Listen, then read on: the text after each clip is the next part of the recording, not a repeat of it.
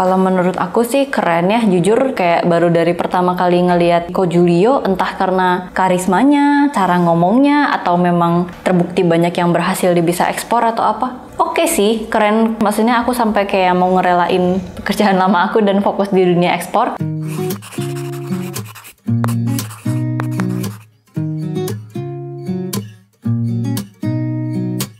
Jadi nama aku Stephanie Susanto, umurnya sekarang 26 tahun. Aku dari kota Medan. Lahirnya dari kota Medan, cuman dulu sempat tinggal lama di kota Bandung. Aku sekarang fokusnya di ekspor. Awalnya dulu sebelum di ekspor itu aku kan kerja di bank 6 tahun. Gara-gara kenal ekspor inilah, kayaknya mau fokus di ekspor aja deh. Jadi aku coba resign biar lebih fokus di ekspor. Masuk ke bidang asuransi juga, sambilan tetap di ekspor dan asuransi. Aku anak keempat dari 5 bersaudara. Pindah balik ke Medan itu karena orang tua mau mulai bisnis baru di sini. Aku Business and Management di kampus di Medan sini jurusannya. Jadi benar-benar belajar tentang ya dunia perbisnisan gitu aja sih, manajemen gitu aja. Partner aku kalau nggak salah dia cerita dia punya teman baik dia itu temennya Ko Julio. Jadi partner aku penasaran, dia pengen coba tes belajar kan. Dia pun kan sambilan kerja ini juga kan. Dan dia cerita ke aku dia mau belajar ekspor. Terus pas dia udah kayak ngikutin, dia cerita ke aku sebenarnya kayaknya oke sih. Bisnis ekspor ini oke, gini-gini kan. Aku tertarik. Ya udah aku juga coba jadi member aja, belajar sendiri. Terus pas udah masuk, oke ya, maksudnya kayak pembelajarannya banyak gitu yang dikasih, meskipun videonya pendek-pendek, tapi ya menurut aku justru pendek-pendek gitu orang jadi nggak bosen kan nontoninnya, gampang masuk lah ke otak. Jadi aku ya ikutan belajar, terus kayak nggak tahu ya, masuk aja gitu, tiba-tiba masuk gitu aja, bahkan sampai kepikiran buat langsung kayak resign, terus pengen fokus penuh di ekspor. Biasa nggak pernah seberani ini loh, bener. Jadi partner aku sebenarnya dia bisa dibilang pacar aku. Malu nih. Terus dia ya awal kenal gitulah, kenal dari sosmed. Dia ngajak kenalan aku setelah dia udah pindah balik ke Medan. Kita coba jalanin bareng, buka PT-nya juga bareng. Dan kebetulan kan kopi ini dia mungkin relasi kopinya oke lah, kayak teman-temannya, teman-teman papanya. Karena kalau dari aku jujur kan nggak mungkin ada, aku sama sekali nggak suka kopi, aku nggak minum kopi kan. Kebetulan dia ada, relasinya ya udah kita coba aja di kopi.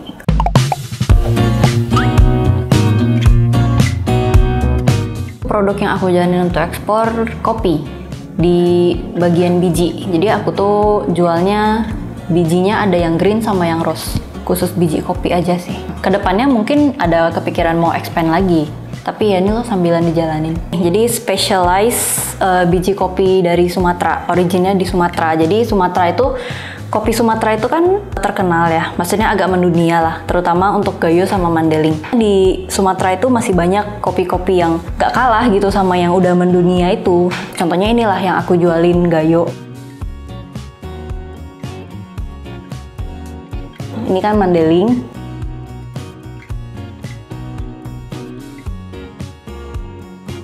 Ini CD Kalang sama si Pirok.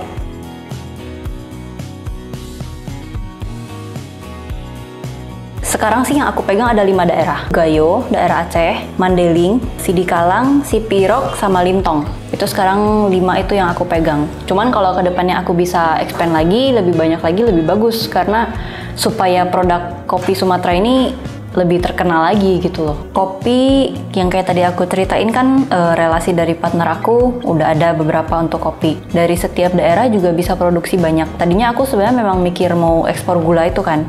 Cuman kayak setelah dipikir-pikir takutnya kalau misalnya permintaan bayarnya banyak. Terus kalau misalnya kayak kesanggupan, soalnya yang kita kenal nih ya, yang produksi gula itu yang aku mau tuh gula yang merah gitu, gula merah yang kayak batangan gitu kan. Mereka produksinya paling cuman maksimal berapa ton gitu aja. Kan takutnya kalau sampai berkontainer-kontainer terus gak sanggup berabe kan. Ya yang pasti-pasti aja sih. Dan kebetulan memang Sumatera kopinya kan oke. Maksudnya nggak mau ke produk-produk lain dulu gitu. So, ngikutin yang diajarin Ko Julio juga sih kan. Kalau bisa fokusnya di satu produk aja.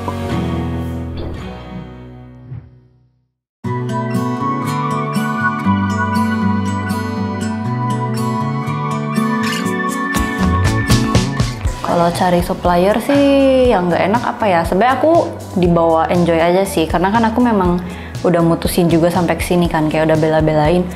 Ya palingan kalau misalnya waktu ke daerah-daerah itu kan jauh banget, ya capeknya aja sih, yang nggak enak capeknya.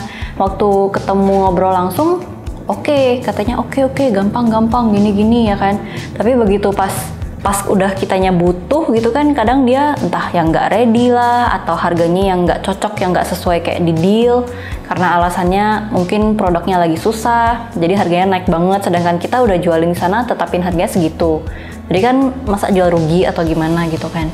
Atau ada juga yang supplier yang udah sampai ketemu ke sana, kita jelasin maksudnya untuk kita mau ngambil barang untuk diekspor gitu kan, dia malah kayak ya udah nggak apa-apa, nanti kalau misalnya gampang dengan kayak gitulah, nanti kalau udah ada buyer langsung suruh carikan saya aja gini-gini. Aku mikir, jadi kalau misalnya cari buyer ke sana buat apa aku bikin PT gitu kan, ngapain kalau misalnya itu.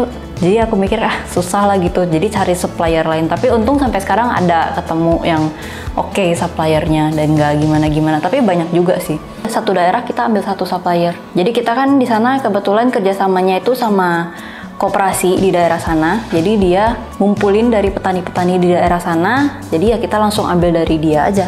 Jadi kebetulan ini kan ada 5 tadi daerahnya, 5 supplier berarti.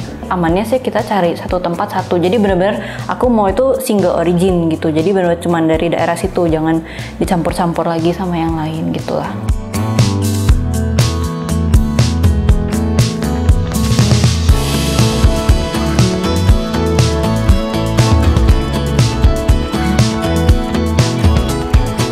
Tapi aku tetap merasa cari supplier itu meskipun dia pas dilakuin lebih susah, tapi jalannya kayak ada terus.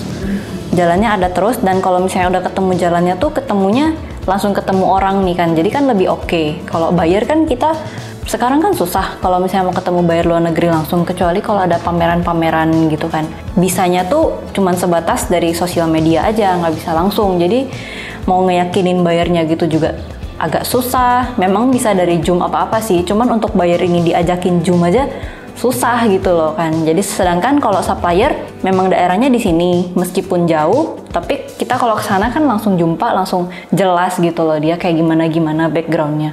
Jadi menurut aku lebih bisa cari buyer.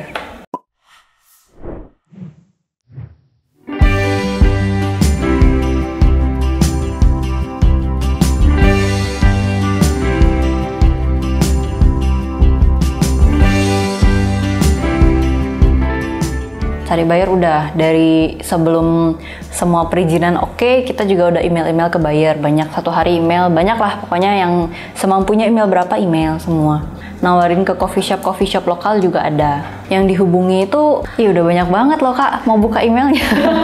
Udah ada berapa itu emailnya? Belum yang dari kontak langsung ke WhatsApp, belum yang dari kontak dari Instagram, belum yang referensi teman-teman, banyak sih. Di atas 1000 mungkin udah ada ya kalau yang kita kontak ya. Tapi yang kalau feedbacknya ya segitu-segitu aja. Memang kalau ada dengar dari cerita pengalaman orang-orang yang ekspor juga kan, ada yang bilang sampai lu email 205 pun belum tentu balas gitu kan. Jadi ya udah tetap berusaha aja. Sebenarnya kemarin sempet kayak yang aduh capek banget, gila nggak ada yang ngebalesin ini kan. Partner aku juga yang dia udah sampai sempet yang kepikiran, atau kita nggak usah di copy lagi. Nah kan mulai kan ketahuan bener kan yang dibilang. Maksudnya pasti ada saatnya kayak kita ngerasa duh udah nggak bisa lah, terus kayak melenceng keluar dari jalan kan. Aku bilang jalanin aja. Ya udah, ini untungnya sampai sekarang ya puji Tuhan, maksudnya adalah sekarang beberapa kayak yang lokal maupun yang luar negeri juga ini udah lagi proses deal kan. Jadi ya udahlah, untung aja nggak jadi keluar gitu.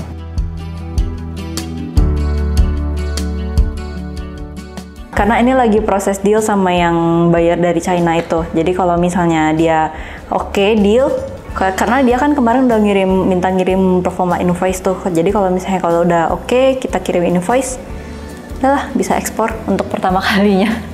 Kalau misalnya yang kedua ini, yang nanti model ini, dia juga sampel, cuman dia bayar ke kita berapa puluh kilo ya, lumayan memang untuk sampel aja masih. Ya kalau cocok kan baru kita mulai kontraknya kan.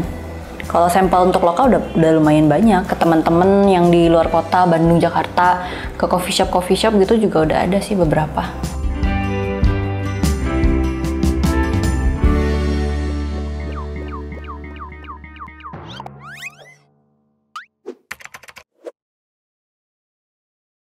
Kalau yang ke Mas Rini kemarin, bisa dibilang jongjong sih. Pokoknya dia ngeyakinin aku banget bahwa dia tuh udah expert banget lah di bidang kopi kan. Dan aku jujur dong, aku bilang aku baru dibangun perusahaan aku. Dia minta sampel, dia nanya-nanya harga, udah nanya FOB, nanya CIF. Sedangkan kita untuk tahu harga FOB CIF kan tuh udah harus kontak ke pihak forwarder kan. Kalau di kontak belum pasti mau ekspor tuh nggak ditanggepin.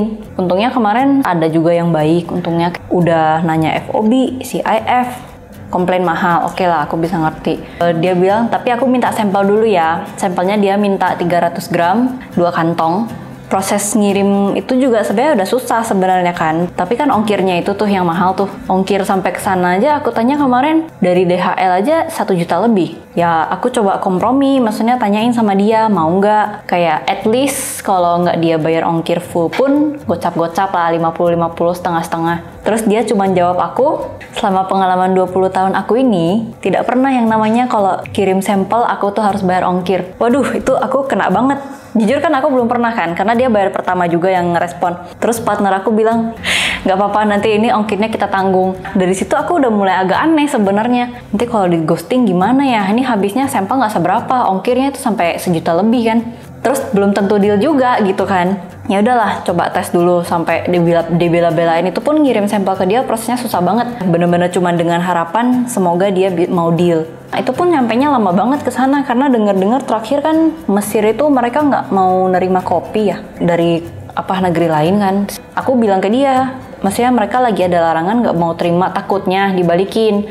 Orang pengirimnya ini yang ceritain ke aku, kemarin juga ada orang mau ngirim kopi, jangan sampai nanti udah kirim ke sana terus ditolak, dibalikin ke sini, ongkir gak balik lagi. Aku confirm lagi ke dia. Itu rempong banget lah, itu seharian aku di tempat pengiriman kontak-kontak sama dia terus kan.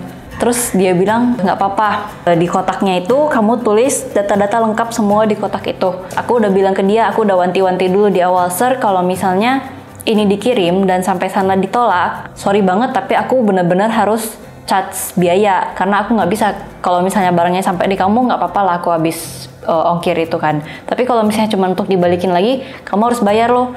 Ongkirnya dia oke. Ya udah aku coba tes kirim. Di customnya lama banget, hampir sebulan gitu aku cek terus kan. Akhirnya sampai juga. Itu pun kayaknya dia yang ngambil ke sana. Dianya sih santai-santai aja. Setiap aku kontak, bentar ya aku lagi liburan katanya. Atau apa? Ya udah nunggu, sabar nunggu. Terus terakhir udah bisa sampai ke tangan dia foto kan dari tangan dia, udah seneng. Itu pun rasanya udah kayak berhasil. Padahal belum deal kan. Cuman ngirim sampel, habis duit gak untung. Tapi rasanya udah berhasil karena struggle yang dilewatin itu udah kayak udah capek gitu kan. Pokoknya dia update fotonya, di testing sama dia kopinya apa-apa kan, makin seneng, makin dibawa naik gitu kan. Terus terakhir di kontak lagi, tiba-tiba nggak ada lagi kabarnya, hilang. Beberapa hari lagi aku tes chat lagi, nggak di-read lagi. Waduh, udah nggak bener ini. Sedangkan aku lihat Instagramnya diupdate terus. Sepatutnya aku bilang udahlah relain aja itu. Dan rupanya setelah aku tanya-tanya orang yang sudah berpengalaman di ekspor, bener nggak sih stepnya kalau misalnya kita ngirim sampel ke buyer itu ongkir itu ditanggung kita semua? Sebenarnya seharusnya mereka yang bayar. Tapi kalau misalnya mereka keberatan juga at least 50-50. Nggak boleh kamu semua. Kalau kamu semua, ya rugi di kamu dong. Mestinya kayak sampel memang nggak seberapa, tapi ongkir aja tekor juga kita. Kalau misalnya dia mau kita yang bayar ongkirnya, minta LOI sama dia, letter of interest kalau dia mau beli kan. Dari situ ya belajar loh. Buktinya nih ketemu buyer yang kayak cuman ngeghosting doang, mau main-main doang.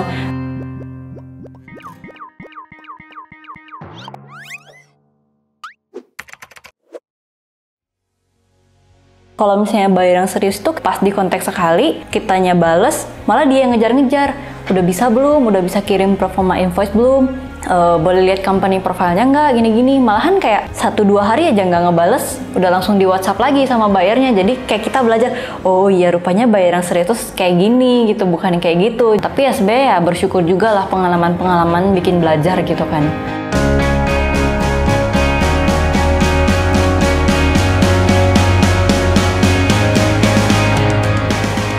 Kalau menurut aku sih keren ya, jujur kayak baru dari pertama kali ngelihat Ko Julio, entah karena karismanya, cara ngomongnya, atau memang terbukti banyak yang berhasil bisa ekspor atau apa. Oke sih, keren. Maksudnya aku sampai kayak mau ngerelain pekerjaan lama aku dan fokus di dunia ekspor. Sebenarnya keren banget. Terus kalau misalnya ada waktu kapan, kalau misalnya bisa ketemu langsung sharing-sharing gitu sama dia kan oke juga ya, kayaknya cari pengalaman atau apa gitu. Ceritain lah keluh kesah, terus gimana jawabannya gitu kan.